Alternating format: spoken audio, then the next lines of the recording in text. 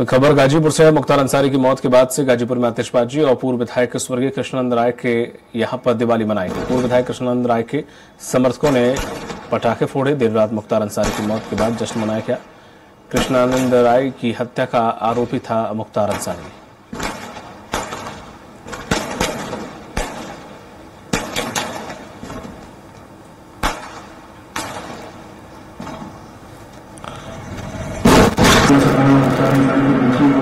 और जैसे कि आप ही लोगों ने बताया कि वहाँ के मीडिया के पैनल में जो डॉक्टरों का पैनल था उन्होंने स्पष्ट किया कि मृत्यु हार्ट अटैक से है। तो मेरा मानना है कि ये बाबा गोरखनाथ का आशीर्वाद है कि आज उनके दरबार से ये न्याय सुनने को मिला है। और कहीं ना कहीं ये देखें हम लोग तो ये रमजान के पावन महीने में ये न्याय अल्लाह का भी हम लोग मान सकता हूँ कि उनका ये न्याय है कि ऐसे अपराधी का आज अंत हुआ है इस पृथ्वी से। और मेरा मानना है कि बाबा गोरखनाथ का आशीर्वाद ऐसे ही मेरे पे और मेरी माता जी पे बना है। जय श्री राम, जय बाबा गोरखनाथ। और इसी खबर पर अधिक जानकारी के साथ बांदा से भी हमारे रामजी सहयोगी जुड़ गए हैं और घनश्याम निशांत चौरसिया हैं लखनऊ से हमारे साथ वरिष्ठ सहयोगी। जिस तरह से घनश्याम अगर देखें, सबसे पहले पॉइंट टू पॉइंट बात करते हैं कि उस दिन जब हम बात कर रहे थे आज से करीब 5 से 6 दिन पहले, जब उन्हें एडमिट किया गया था आईसीयू में, जब उनकी तबीयत बिगड़ गई थी, हालांकि डॉक्टर ने दूसरे दिन ही उन्हें डिस्चार्ज कर दिया गया। उसके बाद फिर से उनकी जेल में कहा जा रहा है 3 से 4 डॉक्टरों की विशेष निगरानी में वो थे। उसके बाद क्या सिलसिला चला और जिसके बाद आखिरकार कल रात को उनकी मृत्यु हो गई, ये पूरा इनसे 4 से 5 दिन का मैं क्रम आपसे जानना चाहूंगा। देखिए दीपक, 19 मार्च के खाना खाने के बाद मुख्तार अंसारी ने लिखित में एक शिकायत दर्ज कराई थी। उस लिखित में जो शिकायत दर्ज कराई थी वो उसने कहा था कि उसे खाने में जहर दिया जा रहा है, जिसके बाद उसका शरीर ठंडा पड़ रहा है, उसके नसों में दर्द हो रहा है। ये शिकायत लिखा पढ़ी में, वो पत्र वायरल भी है। हम अपने चैनल पे लगातार कल से ये प्रसारित भी कर रहे हैं, दिखा रहे हैं कि उसकी शिकायत क्या थी।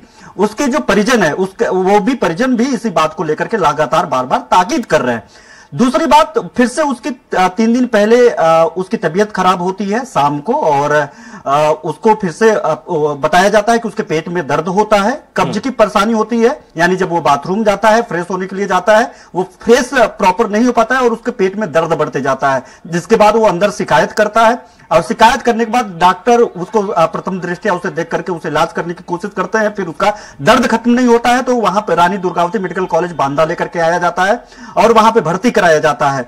वहां पे उसके जो बड़े भाई है अफजाल अंसारी, सांसद है बसपा से, वो वहां पे उनसे मिलने के लिए पहुंचते हैं। वो जब मिलकर के बाहर आते हैं तो अफजाल अंसारी कहते हैं कि शैतानी सोच के लोगों ने मारने की कोशिश की, उनको जहर देने की कोशिश की जा रही है, जहर दे करके मारने की कोशिश की जा रही है। और मुख्तार अंसारी ने अपने बड़े भाई अफजाल अंसारी को जहर देने के मारने के बारे में उन्होंने बताया और यह बात उन्होंने मीडिया में बताई। यानी जो उन्होंने लिखा पढ़ी में लिख करके उन्होंने कोर्ट में दाखिल किया था वही बात अपने भाई से बताई और उनके भाई अफजाल अंसारी ने मीडिया को भी यह बात बताई। रात भर इलाज चलता है, अगले दिन उनकी स्थिति समान होती है। मेडिकल प्रशासन कहता है कि अब वो स्वस्थ हो रहे हैं और ऐसी स्थिति नहीं है उनको आईसीयू से शिफ्ट कर जनरल वार्ड में शिफ्ट किया जाए। वो जाकर के अस्पताल में भी माफ करिएगा, जेल में भी ऐसे अस्पताल होते हैं जहां पे सामान्य रूप से सामान्य कैदियों का इलाज हो सकता है, तो उनको फिर से वहां पे जेल शिफ्ट कर दिया जाता है अगले दिन। क्योंकि सुरक्षा व्यवस्था की भी बात होती है। इतने बड़े जो है कुख्यात अपराधी को, एक माफिया को मेडिकल कॉलेज में संभाल पाना भी बड़ा मुश्किल चुनौती होती है। क्योंकि मुख्तार अंसारी जैसे लोग जब अस्पताल जाते हैं, दीपक इसमें बहुत क्लियर साफ करना चाहूंगा, तो वहां के जितने भी तीमारदार वहां पे जो पहले से मरीज पड़े हुए थे उनके तीमारदारों को हटा दिया गया। बहुत क्रिटिकल केस होती है आईसीयू में, जब भर्ती होता है आईसीयू में तमाम क्रिटिकल पेशेंट रहते हैं, तो उन तीमारदारों को हटा दिया गया, सुरक्षा व्यवस्था बढ़ा दी गई, पुलिस कर्मियों को तैनात कर दिया गया, तो अन्य मरीज भी परेशान होता है। तो ये सब ओवरऑल उसको देख करके अस्पताल भेज दिया गया, अस्पताल से जेल वापस भेज दिया गया। फिर कल शाम को तकरीबन 6:30 बजे, सबसे बड़ी बात है कि यहां पे ये बात भी समझने वाली है कि 6:30 बजे वो वक्त होता है, 6 से 6:30 बजे जब रोजा इफ्तार का वक्त होता है और मुख्तार अंसारी लगातार रोजे से भी था। ये मुख्तार अंसारी भी बता रहे थे, मुख्तार अंसारी के परिजन भी बता रहे थे और ये ऑन कैमरा मीडिया में इन लोगों ने बताया। यानी वो जो खाने का वक्त होता है, जब रोजा इफ्तार का वक्त होता है, एक बार फिर उसी वक्त पे उनकी तबीयत खराब होती है। यह बताया जा रहा है कि जेल के बैरक में वो बेहोश होकर के गिर जाते हैं, उसके बाद उनको होश नहीं आता है। आनन फानन में उनको कल शाम को 6:30 पौने 7 बजे के लगभग में मेडिकल कॉलेज लेकर के आया जाता है, जहां पे उनका कड़ी सुरक्षा के बीच उनको आईसीयू में शिफ्ट किया जाता है। 9 लोगों के टीम, डॉक्टरों का पैनल टीम जो है उनको रिकवर करने की कोशिश करती है, उनका इलाज करती है, पूरी तरीके से मॉनिटरिंग करती है। 8:25 पे उनका देहांत हो जाता है। 2 घंटे 8:25 से लेकर के 10 बजे तक गहमा गहमी मची रहती है, क्योंकि मेडिकल प्रशासन मेडिकल बुलेटिन कल जारी लगभग 10:15 बजे किया। तो अगर देखा जाए इस बीच सुरक्षा व्यवस्था बढ़ाई जाने लगी। बांदा मेडिकल कॉलेज छावनी में तब्दील कर दिया गया, गाजीपुर में सुरक्षा व्यवस्था भेज दी गई, धारा 144 लगा दी गई। तो ये कयास लगाए जाने लगा कि जरूर कुछ न कुछ अनहोनी हुई है, आखिरकार इतने फोर्सेस बढ़ाने की क्या जरूरत है। उसके बाद 10:00 पे 10 बजे के बाद मेडिकल बुलेटिन जारी होती है, उसमें बताया जाता है कि 64 वर्षीय मुख्तार अंसारी का पेट में दर्द और उनके जो परेशानियां थी उस परेशानियों को लिख करके कि उनका देहांत हो गया है, उनका निधन हो गया है। और 9 डॉक्टरों के पैनल काफी जद्दोजहद कर रहा था, काफी ज्यादा वो बचाने की कोशिश कर रहा था, फिर भी वो बचा नहीं सका और उनकी देहांत हो गई। कार्डियक अरेस्ट बताया गया, मौत का कारण प्रथम दृष्टिया जो बताया गया कार्डियक अरेस्ट बताया गया। उसके मौत के बाद जो है पूरे देश की राजनीति में, समाज में पूरी तरीके से हलकान आ गई, तरह तरह के पोस्ट होने लगे, तरह तरह के सोशल मीडिया पे जो राजनीतिक जो लोग हैं, राजनीतिक घराने के लोग हैं, इस मामले को लेकर के अलग अलग राय देने लगे। एक तरफ जहां पे मुख्तार अंसारी की मौत के बाद उनकी मौत को संदेह बताते हुए उनका जो संशय पहले था, जिसमें वो आरोप लगा रहे थे कि उनको जहर दिया जा रहा है, उसको आधार बताते हुए, चाहे वो कांग्रेस हो, समाजवादी पार्टी हो, AIM हो, असदुद्दीन ओवैसी, AIM चीफ असदुद्दीन ओवैसी हो, इन जैसे लोगों ने साफ तौर पे, चंद्रशेखर आजाद ने भी बाद में ट्वीट किया है, रामगोपाल, शिवपाल सिंह यादव, अखिलेश यादव, इन सभी लोगों ने श्रद्धांजलि देते हुए ये मांग की कि लगातार जब ये आरोप लगा रहे थे, लगातार जब ये कह रहे थे कि उनको जान से मारने की कोशिश की जा रही है जहर दे करके, तो ऐसे में ये लापरवाही, उनकी हत्या है, इसकी जांच की जानी चाहिए। मैं और भी जानकारी आपसे मिलूंगा, लेने की बात कही। बांदा से भी जुड़े हुए हमारे सहयोगी राम जी, एक और माफिया राज के अध्याय का अंत हो गया है। सबसे पहले जानना चाहूंगा कि बांदा में इस वक्त सुरक्षा व्यवस्था क्या है, हालात इस वक्त, और चहलकदमी क्या कुछ है? देखिए, आपको बता दूं कि कल जिस तरह से मुख्तार अंसारी की मौत हुई है बांदा रानी दुर्गावती मेडिकल कॉलेज में, उसके बाद से ही प्रशासन अलर्ट हो गया है और लगातार, चाहे वो सीमा सुरक्षा बल हो, चाहे वो पुलिस के फोर्सेस हो, और चाहे वो LIU की टीम हो या फिर SOG के जवान हो, तो कल से ही पूरी तरह से मुस्तैदी रूप से तैनात है यहाँ। और जो पोस्टमार्टम हाउस है उसके बाहर करीब 200 की मात्रा में भारी पुलिस फोर्स है। उसके और पहले अगर 500 मीटर की बात करें तो सीमा सुरक्षा बल के जवान लगे हुए हैं और मीडिया को भी पूरी तरह से प्रतिबंधित कर दिया गया है। करीब PM हाउस से करीब 500 मीटर दूर मीडिया को रखा गया है। जी राम जी, अभी वर्तमान में शायद पोस्टमार्टम हो रहा है उनकी बेटी की निगरानी में। जी हाँ, सुबह से ही ये कयास लगाए जा रहे थे कि गाजीपुर के सांसद जो है अफजाल अंसारी आएंगे, परंतु वो नहीं आए हैं और उमर अंसारी कल रात में ही आ गए थे यहाँ और उन्हीं की निगरानी में करीब 9 लोग हैं जो अंदर PM हाउस में है, जिसमें कारागार प्रशासन के लोग भी हैं, पुलिस प्रशासन के लोग हैं और एक जो SDM स्तर के लोग हैं। और ऐसे कुल 9 लोगों की देखरेख में उसमें उमर अंसारी भी शामिल है। इन्हीं लोगों की देखरेख में PM चल रहा है। ठीक है, जिस तरह से अभी ये कहा जा रहा था कि अब्बास की याचिका कोर्ट में लगाई जाएगी जिससे वो इस जनाजे में शामिल हो सके, पूरा परिवार का अगर हिस्ट्री देखें तो उनकी पत्नी फरार चल रही थी, अभी पता नहीं कि वो इस जनाजे में शामिल होंगी। 5 केस उन पे हैं, अब्बास जेल में है, उन पर भी 11 केस हैं। उसके छोटे बेटे वो हालांकि पेरोल पर भी छूटे हुए हैं, उन पर भी 4 केस दर्ज हैं। उनकी जो बड़ी बहू है अब्बास की वाइफ, वो भी बेल पर है, अब्बास को भगाने में जेल से उनका हाथ रहा है। तमाम तरह की पूरी फैमिली क्रिमिनल बैकग्राउंड से भरी हुई है। इस जनाजे में आखिर कौन कौन शामिल होने वाला है, क्या कुछ जानकारी है?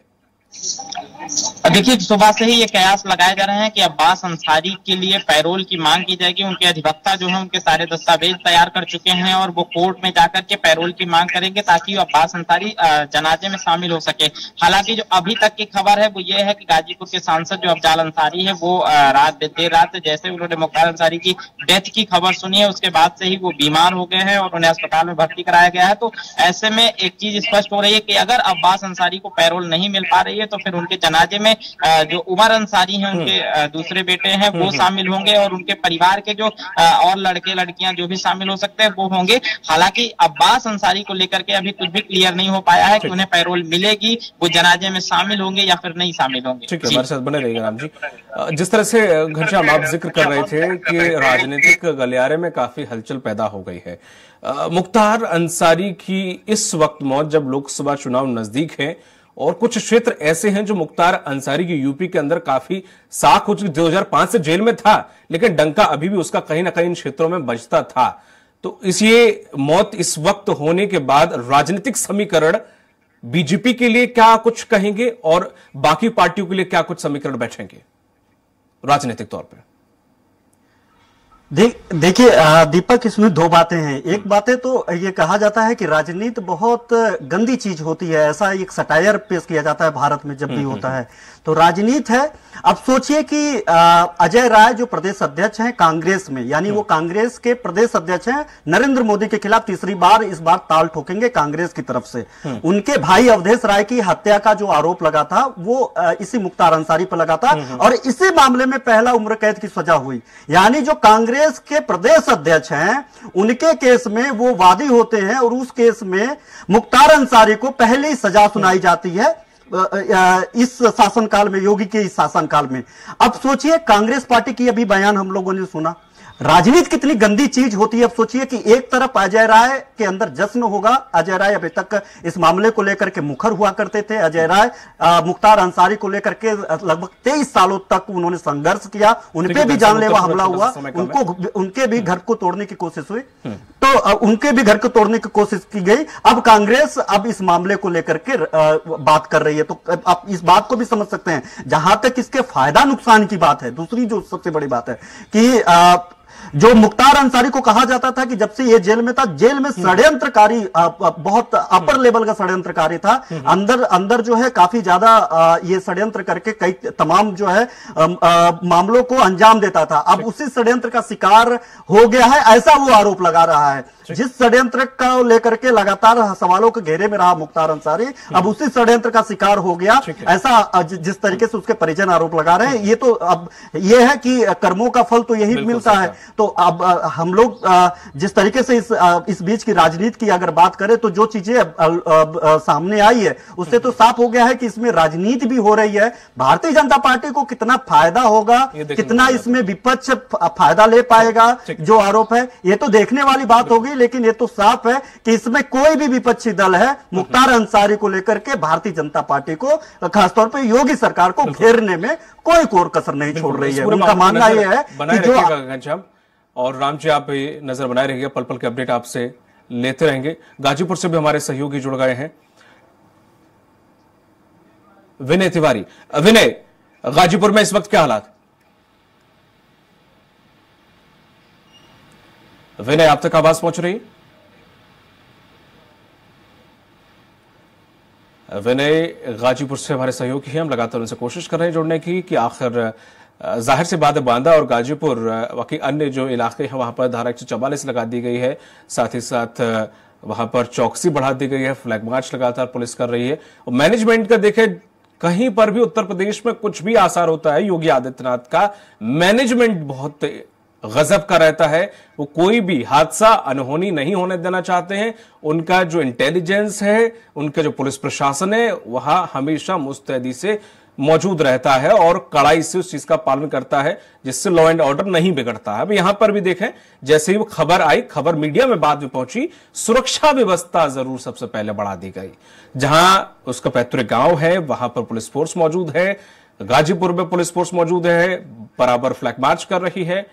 मेडिकल कॉलेज जहां पोस्टमार्टम हो रहा है वहां पर भी सुरक्षा व्यवस्था तैनात कर दी गई है। कहीं पर भी कोई भी अनहोनी घटना ना घटे या कोई भी विवाद की स्थिति उत्पन्न ना हो, इसलिए पूरी जगह पर चौकसी और छावनी में वो इलाके तब्दील कर दिए गए हैं। और आपको बता दें कि माफिया डॉन मुख्तार अंसारी की मौत हो गई है रात को। जैसे यह खबर लगी वैसे ही यूपी की सियासत में उबाल आ गया। मुख्तार अंसारी 2005 से जेल में बंद थे और साथ ही साथ तकरीबन 70 से ज्यादा मुकदमे इस माफिया पर लगे हुए थे। लगातार 17 दिन में 8 सजाएं तक हो चुकी थी, 2 बार उम्र कैद की सजा सुनाई जा चुकी थी और ऐसे में मुख्तार अंसारी पर लगातार शिकंजा कसता जा रहा था।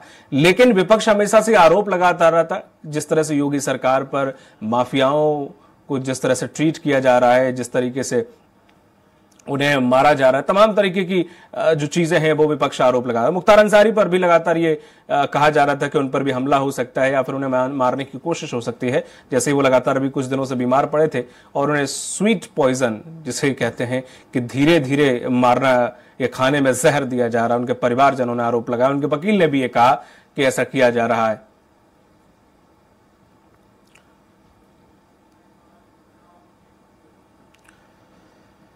इस बुलेटिन में फिलहाल इतना ही, दीजिए इजाजत, नमस्कार।